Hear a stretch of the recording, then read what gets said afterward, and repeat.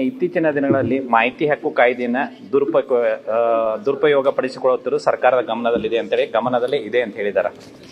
ಬಹುಶಃ ಒಂದು ಒಳ್ಳೆ ಉದ್ದೇಶದಿಂದ ಕಾನೂನನ್ನ ಜಾರಿಗೆ ತೆಗೆದುಕೊಂಡು ಬರಲಾಗಿತ್ತು. ಆದ್ರೆ ಎಷ್ಟು ಉಪಯೋಗ ಆಗಬೇಕಾಗಿತ್ತು ಅಷ್ಟೇ ದುರುಪಯೋಗನೂ ಆಗ್ತಾ ಇದೆ.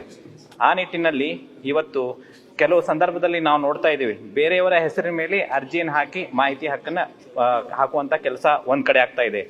ಆಮೇಲೆ ಒಬ್ಬ ವ್ಯಕ್ತಿ ನಿರಂತರವಾಗಿ ಅರ್ಜಿಯನ್ನ ಹಾಕಿ ಸುಮ್ಮನೆ ಸಂಬಂಧಪಟ್ಟಂತ ಅಧಿಕಾರಿಗಳನ್ನ ಕಾಡ್ತಾ ಇರೋದನ್ನು ಸಹಿತ ನಾವು ಎಷ್ಟೋ ಕಡೆ ಗಮನದಲ್ಲಿ ಇಟ್ಟೇವಿ.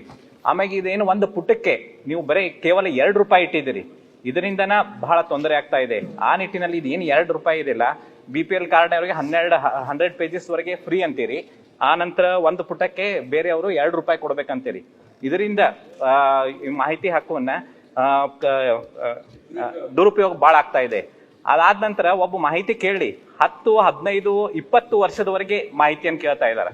ಹೀಗಾಗಿ ಬಹಳ ಆಫೀಸ್ನಲ್ಲಿ ಒಬ್ಬ ಅಧಿಕಾರಿಯನ್ನ ಅದಕ್ಕೆ ಮೀಸಲಿಡುವಂತ ಪರಿಸ್ಥಿತಿ ಉದ್ಭವ ಆಗ್ತಾ ಇದೆ.